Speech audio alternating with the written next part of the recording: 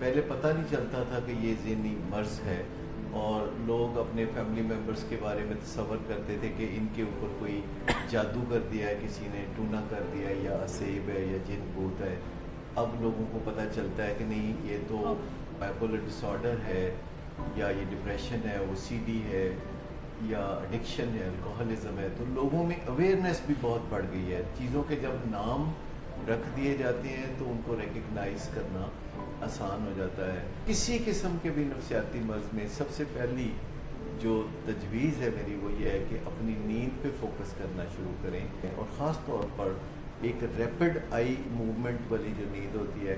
وہ ہمارے جذبات کے اوپر بہت اثر انداز ہوتی ہے، اور اگر ہم اچھی نیند لیں تو ہمارے جذبات کو سکون ہے۔ اسمارٹ فون کو استعمال کرنے کے یا انٹرنیٹ کو استعمال کرنے کے بھی مینرز ہیں۔ آپ دوسروں کو اگنور کرتے ہوئے ایسا نہ کریں۔ خصوصاً بہت سے میاں بیوی میں آج کل یہ جھگڑا چلتا رہتا ہے کہ ان کی موجودگی میں ان کا لائف پارٹنر اسمارٹ فون میں گم رہتا ہے، اور وہ سمجھتا ہے کہ میں شاید کم دلچسپ ہوں۔ ویسے اگر ہم چاہیں تو اپنے جذبات کو اچھا رکھنے کے لیے منصوبہ بندی کر سکتے ہیں۔ جیسے میں نے نیند کا ذکر کیا، تو ایکسرسائز دوسری چیز ہے جو ہمارے جذبات کو اچھا رکھتی ہے۔ اور اگر ہم گفت و شنید کا فن سیکھ لیں، دوسروں سے اپنے جذبات کا اظہار کرنا سیکھ لیں، تو اس سے بھی ہمارے جذبات بہت اچھے ہو جائیں گے جب ہم بات کرنا سیکھ لیں گے۔ اور اسی طرح کھانے پینے میں اگر ہم احتیاط کریں، نباتات پہ زور دیں اور حیوانات پہ اتنا بوجھ نہ ڈالیں، تو ہمارے جذبات کی منصوبہ بندی بہت کارآمد نتائج پیدا کر سکتی ہے۔ اور ہمیں جذبات کے لیے پھر ڈرگز کا سہارا نہیں لینا پڑے گا، کیونکہ جب ہم ڈرگز کا یا الکوہل کا سہارا لیتے ہیں تو کچھ کو ایڈکشن یا الکوہلزم کی بیماری ہو جاتی ہے۔ سب کو نہیں ہوتی، اگرچہ 10 سے 20% لوگوں تک کو ایڈکشن کی بیماری ہوتی ہے، اور اگر ارلی ایج میں ڈرگز کا آغاز کر دیا جائے تو یہ شرح 30-35% تک بھی بڑھ جاتی ہے، اور آنے والے وقتوں میں یہ بیماری اور زیادہ تیزی سے بڑھتی جائے گی، کیونکہ زندگی بذات خود تیز رفتار ہونے کی وجہ سے ہمارے موڈ اور مزاج کو تھکا رہی ہوتی ہے۔ معاشرے میں رسم و رواج ہی بہت زیادہ ہوتے چلے جا رہے ہیں۔ شادیوں بیاہوں پہ آپ دیکھتے ہیں، مہندی کی رسموں پہ آپ دیکھتے ہیں کہ الکوہل پس پردہ کار فرما ہوتی ہے، لوگ ڈانس دھمکا کر رہے ہوتے ہیں۔ اور اس کے علاوہ ٹریولنگ میں آپ دیکھیں، از خود کسی بندے نے اگر نہ بھی ڈیمانڈ کرنا ہو تو ایئر لائن خود سے آپ کی خدمت کے لیے حاضر رہتی ہے۔ والدین کے کچھ خاص رویے ہیں جو کہ بچوں میں بغاوت کو ختم کر سکتے ہیں اور تعاون کو جنم دے سکتے ہیں۔ ان میں سب سے پہلی بات یہ ہے کہ جو پیرنٹس ہوتے ہیں انہیں اپنی کریڈیبلٹی پہ توجہ دینی چاہیے، انہیں اپنے ویار پہ یا بھروسہ پیدا کرنے پہ توجہ دینی چاہیے کہ والدین جب بچوں سے مکالمہ کر رہے ہوں تو بچوں کو یقین ہو کہ والدین جو کہہ رہے ہیں آخرکار یہ ویسا ہی کریں گے۔ دوسرا، والدین اب عزم کر لیں کہ انہوں نے بچوں کی عزت کرنی ہے، اور وہ ان کے ساتھ بچپن میں، چونکہ بچے بہت چھوٹے سائز کے ہوتے ہیں، تو والدین ان کے ساتھ کافی لبرٹی لے لیتے ہیں۔ بازو کھینچ دیا، بازو مروڑ دیا، چپت لگا دی، کوئی دھکا دے دیا، اور دوست دھاندلی سے والدین اپنا کام نکالتے رہتے ہیں۔ لیکن بچے بڑے ڈسیپٹیو ہوتے ہیں، وہ بچے نہیں رہتے، وہ بڑے ہو جاتے ہیں۔ سو بہتر یہ ہے کہ کل جنہوں نے بڑے ہو جانا ہے، اور پھر جو ہم نے ان کی عزت کرنی ہے، تو شروع میں عادت ڈال لیں کہ بچوں کی ہم نے عزت کرنی ہے۔ جو بچے بچپن میں مار کھاتے ہیں، ان میں سے جو لڑکے ہوتے ہیں وہ بڑے ہو کے اپنی بیویوں کے ساتھ مار پٹائی کرتے ہیں، یا دوسرے لوگوں کے ساتھ کسی اور کو اوروں کو بھی مارتے ہیں۔ اور جو بیٹیاں ہوتی ہیں وہ بڑے ہو کے مار سہنا سیکھ لیتی ہیں، کیونکہ جب بچپن میں کوئی چیز آپ کے ساتھ ہوتی ہے تو آپ اکثر اسے نارمل سمجھ لیتے ہیں، خصوصاً اگر وہ ماں باپ کی طرف سے ہو۔ فزیکلی کمزور ہونے کے ناطے اور صنف نازک ہونے کے ناطے اور نزاکت کے ناطے خواتین عام طور پر دھول دھپے سے پرہیز کرتی ہیں، لیکن اگر ویسے میرا مشورہ ان تمام لڑکیوں کے لیے یہ ضرور ہے کہ جن کے خامد ان پہ ہاتھ اٹھاتے ہیں کہ وہ بھی جوڈو کراٹے سیکھ کے گھر میں پورا ایک میچ ہی لگ جائے۔ نہیں، کچھ بھی نہیں ہوگا۔ میں آپ کو بتاؤں کہ جہاں سامنے ایسی بیوی ہو جو جوڈو کراٹے جانتی ہو تو خامد خود ہی محتاط رہتے ہیں، پھر وہ رویے بدل کے ہی سامنے آتے ہیں۔ میں بتاؤں کہ کمزور کا اس دنیا میں ایک علاج یہ بھی ہے کہ وہ تگڑا ہو جائے۔ सो जितना भी हो सके जिस्मानी और ज़हनी तशद्दुद से, ज़हनी तशद्दुद भी होता है बाद औक़ात जो साइलेंस इख्तियार कर लेते हैं लोग, बच्चों के मामले में हमें ये भी ज़हन में रखना चाहिए कि 11 साल की उम्र तक अगर हम बच्चों को एग्जेक्टिव स्किल सिखा देंगे, जैसे कि फ्लेक्सिबिलिटी, जैसे कि ऑल्टरनेट प्रोग्राम पे जाना, जैसे स्ट्रेस मैनेजमेंट, क्योंकि आजकल तो 8, 9, 10 साल के बच्चे को भी स्ट्रेस होना शुरू हो गई है। ये जो बच्चों के साथ हमारे रवैये हैं वो उसमें एक बुनियादी तब्दीली ये भी लाने की ज़रूरत है कि अब जब हम 7 साल के बच्चे से बात करते हैं तो ये ऐसे ही है जैसे हम पहले कोई 17 साल के बच्चे से बात करते हैं। तो आज के बच्चे जो हैं वो ज़्यादा नॉलेजेबल हैं, बात को, इशारे को वो समझते हैं। आपका बच्चा आपसे ज़्यादा टेकी नहीं होना चाहिए। ये नौबत नहीं आनी चाहिए कि आप अपने बच्चे के आगे अपना स्मार्टफोन करके कहें कि इसमें ये एप्लीकेशन डाउनलोड कर दो, ये फलां कर दो। अगर आपको कोई टेक्निकल एडवाइस चाहिए तो अपने बच्चों से लेने की बजाय आप किसी और से ले लीजिए, किसी माहिर से ले लीजिए, और आप बच्चे के साथ जो अपना रिश्ता है वो दोस्ताना रखिए, लेकिन दोस्ती का ना रखिए। आपको अपना इमेज जैसे ज़माने के सामने सही रखना होता है अपने तर्ज़ अमल की बुनियाद पर, तो इसी तरह अपने बच्चों के साथ, अपने घर के अफराद के साथ भी आपको अपनी क्रेडिबिलिटी, अपना इमेज और इन सब चीज़ों का बहुत ख्याल रखना होता है। देखिए, जब हम रिबिलियस का लफ्ज़ यूज़ करते हैं, यानी बगावत पे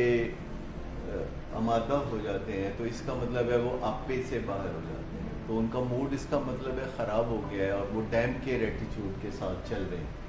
उनको अपने वालिदैन की खुशनुदी नहीं चाहिए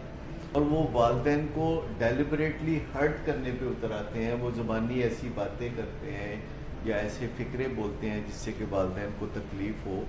और अगर वालिदैन को किसी फ़िक्रे से तकलीफ़ ना हो तो फिर वो उसमें इनोवेशन पैदा करते हैं। तो जब भी ज़हनी कैफियत मनफी होगी, चाहे कोई गुस्से में हो, चाहे कोई गम में हो, चाहे रिबेलियस हो या एम्बेरस्ड हो,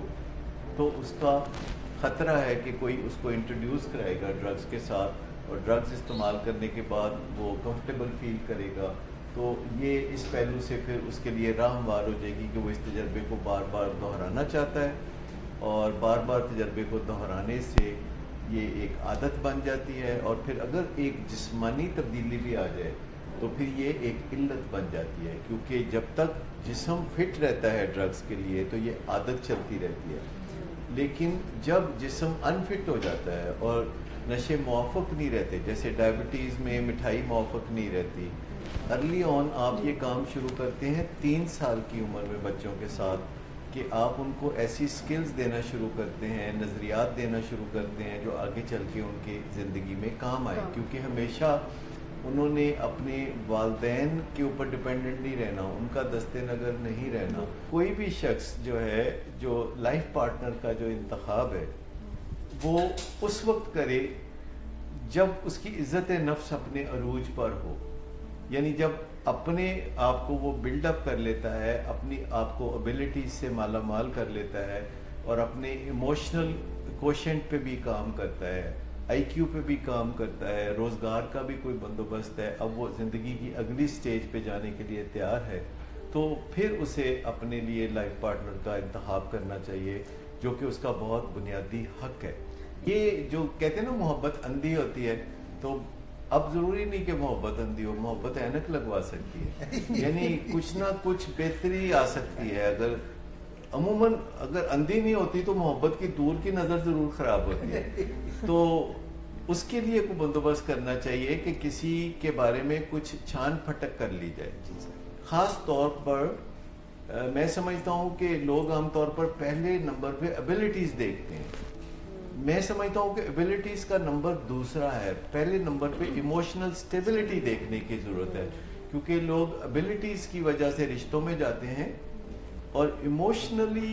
इनस्टेबल होने की वजह से रिश्तों से उनको निकलना पड़ता है और ब्रेकअप्स होते हैं। आप स्कैन कर सकते हैं अपने आप को 7 हैबिट्स ऑफ हाईली इफेक्टिव के ऊपर, या जो 12 एग्जेक्टिव स्किल्स हैं उनमें से आप देख सकते हैं कि मेरी स्ट्रेस मैनेजमेंट कैसी है, और मैं टास्क इनिशिएशन मेरी कैसी है, या टास्क कंप्लीशन कैसी है, या मैं फ्लेक्सिबल कितना हूँ, या मैं अपने बिहेवियर्स पे नज़र डाल सकता हूँ या नहीं डाल सकता, या मैं दूसरे کہ جگہ جا کے سوچ سکتا ہوں کہ اس پہ کیا بیتی ہے یا کیا نہیں بیتی ہے. تو یہ جو آج کے علوم ہیں یہ نہ صرف کوالیٹیٹیولی بلکہ کوانٹیٹیولی یہ جانچ پرکھ بھی ناپ تول بھی ان میں ہے. اور آپ ذرا سی کوشش کے ساتھ اپنے آپ کو اگر میئر کرنا چاہتے ہیں تو آپ بہت آسانی سے کر سکتے ہیں. بچے جو بننا چاہتے ہیں وہ انہیں بننا چاہیے، لیکن بچوں کو رہنمائی آپ دے سکتے ہیں کہ دنیا میں انسان جب اپنی ذات پر کام کرتا ہے اور وہ ایک بہتر انسان بنتا ہے تو اس سے سکون جنم لیتا ہے. ہونا یہ چاہیے جب آپ کو کوئی ملے تو وہ بولے کہ آپ 20 سال پہلے میں ملا تھا تو بہترین تھے، اب تو کمال ہو گیا. یعنی لوگ آپ کی میچورٹی کی تعریف کریں، آپ کی جھریوں کی طرف ان کی توجہ نہ جائے بلکہ ان کی توجہ آپ کی وزڈم کی طرف جائے اور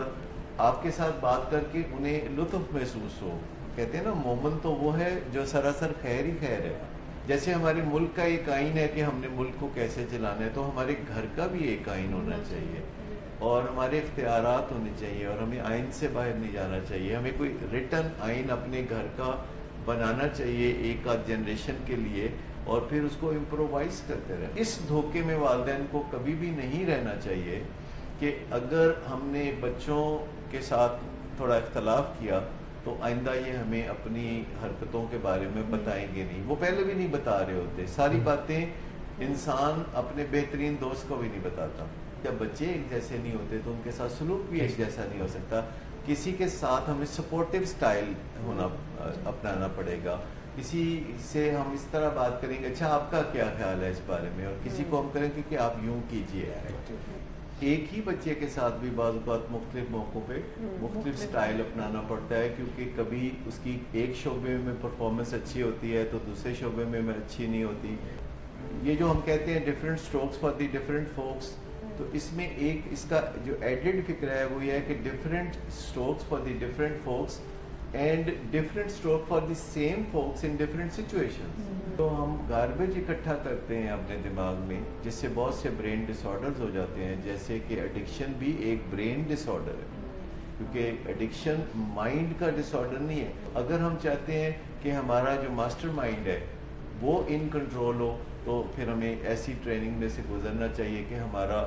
برین ہمیں ورگلا نہ سکے اور ہمیں پٹری سے نہ اتار سکے. ماسٹر مائنڈ کی قدر کرنے کی ضرورت ہے. ماسٹر مائنڈ وہ ہے جو آپ کے اندر جیتا جاگتا انسان ہے. ماسٹر مائنڈ وہ ہے جسے لوگ ایک برانڈ نیم سے جانتے ہیں اور اس برانڈ نیم کی حفاظت کرنا ہم سب کا فرض ہے.